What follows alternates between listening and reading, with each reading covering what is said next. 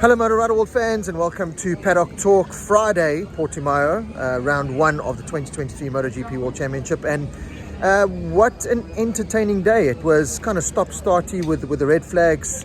First red flag in MotoGP was because the LED lights on the flags weren't working. And then, of course, the second one was for the big crash for Miguel Oliveira and Pol So now the update that I've heard from the track is Pol was airlifted to hospital with a suspected back and chest injury. So yeah, not good. It's never good when you hear back and chest injury. Didn't see the full crash, but it did look like, threw him off and the bike just went with him into the gravel, and yeah, pretty big impact. So yeah, best wishes to Pol, and hopefully we'll get an update on him soon, and we can let you know.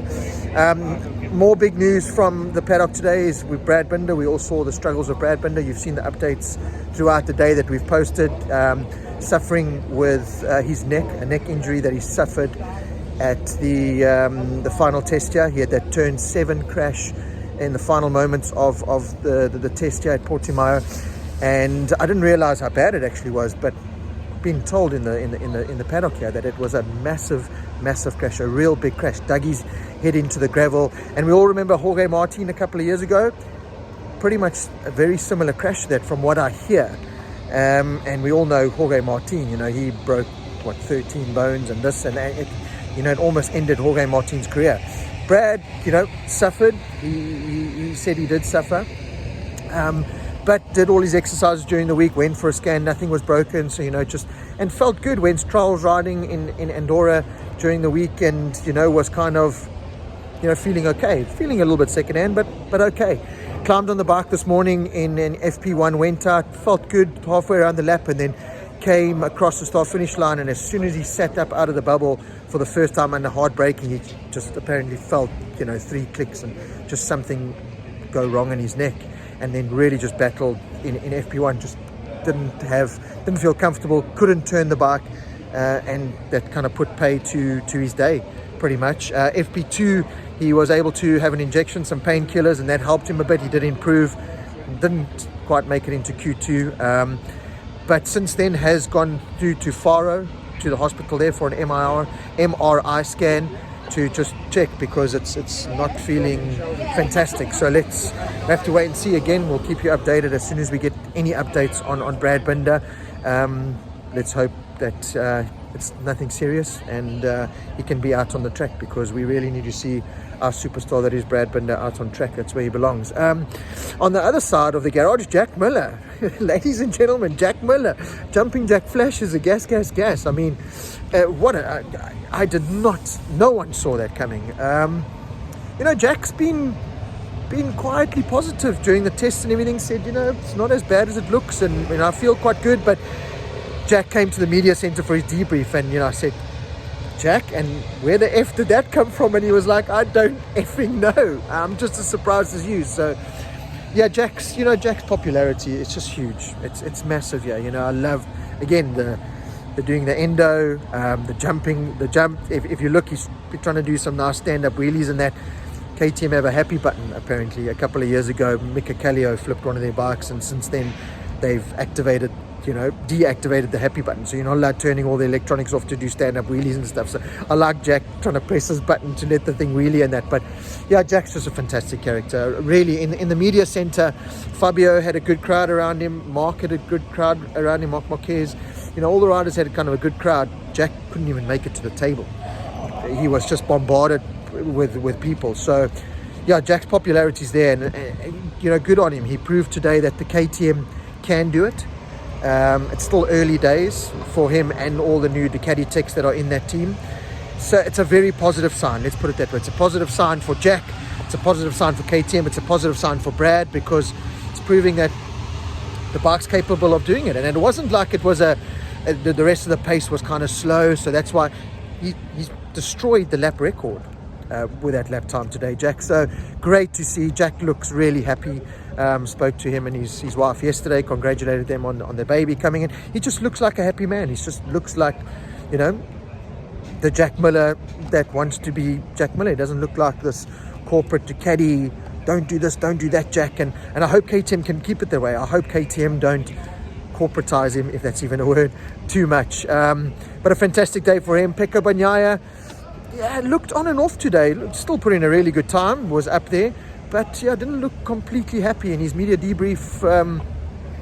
From what I can hear, was just a day of trial and error, and the stop-start kind of broke the momentum. So yeah, he's going to be up there. We know he is. The Ducati has proven itself that it's the weapon to be on. The Ducatis were just everywhere once again. Luca Marini, Marco Bezzecchi. I was just amazed at how many riders today, even after crashes, just pick it up and get going again and straight away set really good times. So these guys are just absolute superstars. Taka Nakagami just comes speeding past me on his little scooter. So yeah, it was a day of inconsistency in many ways. Hard to get momentum going because of the start-stop kind of procedure today. Alex Marquez looked really good in FP1, but this is MotoGP for you. FP1, fantastic. FP2, 12th. But I could tell you from watching out on track the little bit that I did today, I didn't get to watch as much as I wanted to. The guy looks so silky smooth on that Ducati. He looks confident and smooth on that Ducati. Just saying hello to some paddock people. But he really does look, I think race pace wise, he's going to be really, really good. He looks so comfortable. I always said it, I watched Alex Marquez in the past, and he always looked smooth, but the Honda just looked like it was too much of a harsh bike for him. He's on this Ducati now that he looks really comfortable. So watch out for Alex Marquez. I think he's gonna raise a few eyebrows. He already has with that FP1 performance.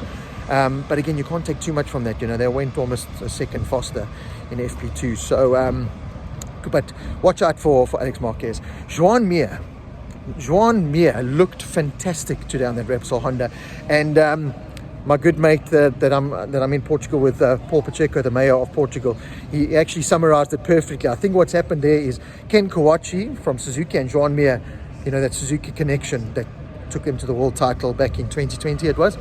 I think what's happened with Suzuki, with Repsol Honda, is Joan Mir has come in and he said, listen, this Honda's not where it needs to be, but I have a solution.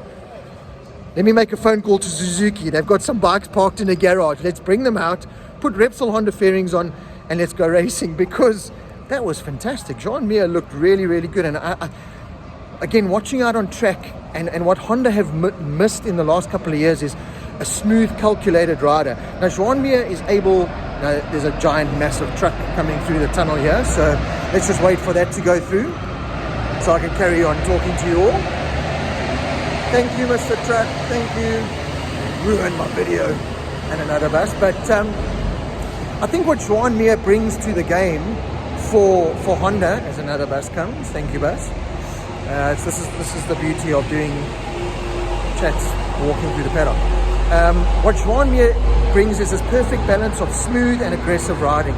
If you watch him, it looks like he's all out of shape in the Hondas, but he's actually so silky smooth, and Honda need that. They've tried to build their bikes around aggressive Marc Marquez, Pol light aggressive. Now they've got this combination of both, and I think it's going to work well, especially with Ken Kawachi there. They've got this perfect balance in many ways. So yeah, very surprised with Joan Mir. Just scanning out here. It was a good day for him. Alex Rins, in his debrief, said they're still battling. Doesn't quite feel comfortable on the bike just yet. Again, still early days there for him. So a very entertaining day. Maverick Vinales on an Aprilia looked really good. Anea Bastianini looking good. So it's going to be fantastic racing. It really is. But the big story of the day, a couple of things. The Pol accident, wishing him all the best, and we'll keep you updated on that. Brad Binder, let's hope that his scan comes back and he can be in the mix for the races. Jack Miller, though, kind of steals the headlines there. There's no doubt about that. Touching on Darren Binder in Moto2 quickly for South African fans. Great day for Darren Binder. FP1 was tough because as we went out, again, my local mayor kind of said to me, those clouds are coming, it's going to rain. I said, shut up, you don't know what you're talking about. True as nuts, started spitting with rain. So not a true reflection of what most of the riders could do. FP2, Darren went out and put on a good show. I think put on a really good show. The team look happy with him. He looks happy, he looks comfortable. So I think we're going to, and this is Darren in practice. When Darren gets into that race, Darren's been circulating all by himself up till now. When he gets into that race situation and he's got guys around him, that's when the real Darren Binder comes out. So yeah, I think it's going to be a great weekend for Darren Binder. So that is the roundup then for Portimao MotoGP Friday. I hope you enjoyed this paddock talk. I'll catch up with you all again tomorrow, Saturday. Yeah, let's end off with a nice little, there's the mayor. There's the mayor of Portugal and my Uber driver. But there we go, perfect way to end off a great day here at Portimao Friday. Stay tuned for Saturday paddock talk coming up on Saturday. Goodbye.